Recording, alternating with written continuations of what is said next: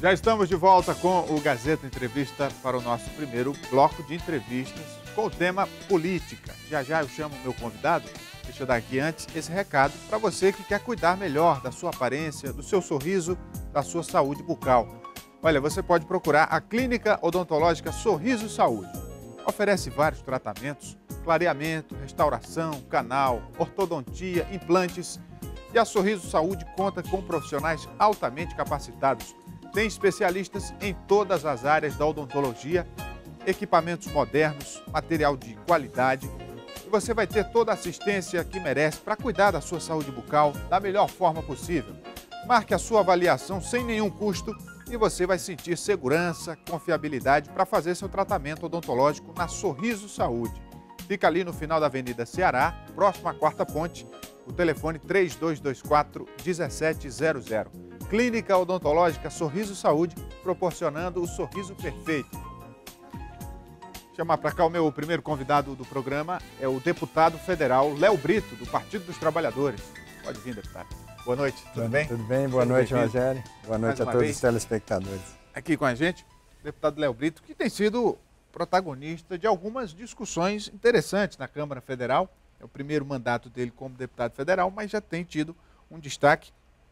Começar falando da reforma política, deputado, que foi votada na semana passada e que havia uma expectativa muito grande da população para essa reforma política e que muita coisa não avançou. A única mudança real no quadro é o fim da reeleição para os cargos executivos e algumas coisas ainda em aberto para serem votadas na próxima semana. Como é que o senhor avalia essa votação na semana passada? Rogério, nós do Partido dos Trabalhadores sempre lutamos para que a gente pudesse ter uma reforma democrática, uma reforma que tivesse, que fortalecesse os partidos políticos, que reduzisse o poder econômico nas campanhas, a influência do poder econômico nas campanhas eleitorais e a participação popular. Infelizmente, a proposta que estava sendo feita de reforma política era uma reforma política que nós temos críticas ao atual sistema, mas ia piorar o sistema que nós temos hoje. E nós, do Partido dos Trabalhadores, nessa reforma política especificamente, trabalhamos para derrotar a constitucionalização do financiamento empresarial de campanha, porque nós entendemos que esse é o principal câncer relacionado à corrupção no nosso país. Se você for verificar todos os escândalos que aconteceram em governos estaduais, em prefeituras, e até mesmo em relação ao governo federal, estão ligados ao financiamento de campanhas e à relação promíscua entre empresas e governos, o que faz com que até as pessoas honestas elas fiquem sob suspeita. Na verdade, para você ter uma ideia, hoje, eu faço parte da CPI da Petrobras, hoje das empresas, nós temos 18 partidos que receberam na eleição de 2014 das empresas da Lava Jato. Na verdade, isso quando a doação é oficial, mas a gente sabe que também existe o Caixa 2. Exato, que é o pior ainda. Nenhuma lei ou mecanismo de fiscalização consegue impedir isso. Exatamente, eu estou falando do que é oficial, do que nós sabemos oficialmente. Então nós trabalhamos firmemente para que isso não acontecesse, porque hoje, inclusive, nós temos no STF uma ação que foi protocolada pela OAB, exatamente, e o Supremo hoje, por 6-1, já está considerando, falta o voto do Gilmar Mendes e de mais alguns ministros, portanto já tem maioria, que o financiamento empresarial de campanhas é inconstitucional. Então o que aconteceu na semana passada foi exatamente essa constitucionalização da doação empresarial. Nós conseguimos barrá-la em parte, porque ela não pode ser feita para candidato, vai ser feito diretamente para os partidos e o partido vai ver. O que dá no mesmo, né? Praticamente. Mas infelizmente é um modelo, e aí quando a gente olha as votações, por exemplo, de alguns projetos, a gente vê uma íntima ligação, por exemplo, o caso da terceirização, das bancadas em relação aos seus financiadores de campanha. Isso é muito ruim para a democracia, porque o deputado ele tem que estar ligado aos anseios da população. E o outro ponto que nós combatemos também nessa reforma foi em relação ao chamado distritão, e esse nós conseguimos derrotar.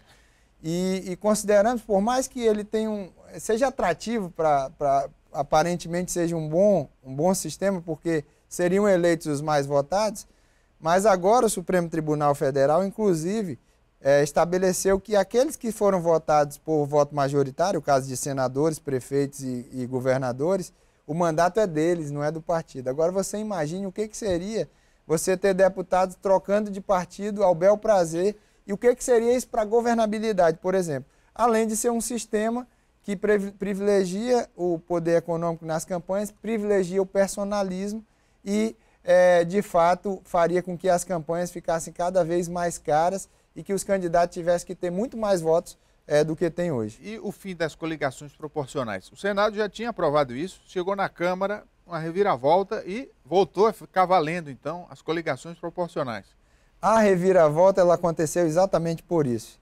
Porque o PT, para derrotar o Distritão, ele teve que fazer um acordo com os pequenos partidos e aí, em troca, ele teve que votar uma coisa que é contra o que nós defendemos. Nós defendemos o fim das coligações proporcionais, mas foi necessário fazer um acordo para que a gente não retrocedesse na reforma política. E o PMDB fez a mesma coisa, que a maioria da bancada do PMDB era a favor do fim das coligações proporcionais, mas para que na segunda votação, que foi a manobra que foi feita, a gente votou 2 vezes sobre o mesmo tema, que foi o financiamento empresarial, o PMDB teve que fazer um acordo com os pequenos partidos também para votar contra o fim das coligações proporcionais. E aí manteve tudo que está. É lamentável, mas infelizmente porque colocaram uma proposta que para mim era um retrocesso e para a nossa bancada era um retrocesso, foi necessário fazer isso para derrotá-la. Fica evidente que, com algumas exceções, a Câmara, os deputados federais, os senadores não querem fazer a reforma política,